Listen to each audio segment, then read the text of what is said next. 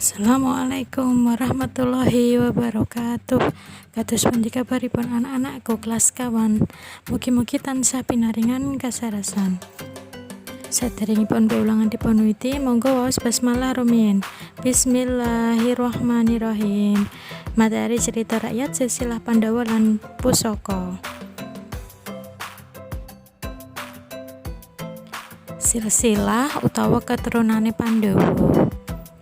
Prabu Pandhudewanata duwe bojo loro jenenge Dewi Kunti lan Dewi Madrim.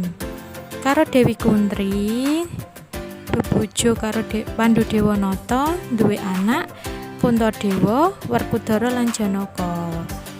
Lan Pandhudewanata bebojo karo Dewi Madrim duwe anak Nakula lan Sadewa.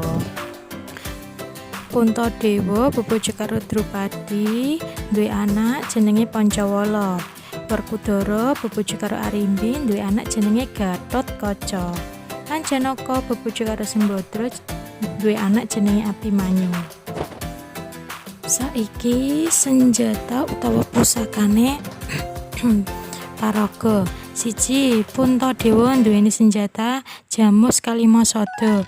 2. Werkudara nduweni senjata Gada Rujakpala lan Kuku Pancanaka. 3. Arjuna nduweni panah Pasopati. 4. Adipati Karna nduweni panah Kuntawijayadanu lan 5. Prabu Kresna nduweni senjata Cakra. Tugase anak-anak yaiku memahami, mencatat materi silsilah pusaka paraga wayang ing buku catetan basa Jawa kangge sinau PTS. Matur nuwun. Wassalamualaikum warahmatullahi wabarakatuh.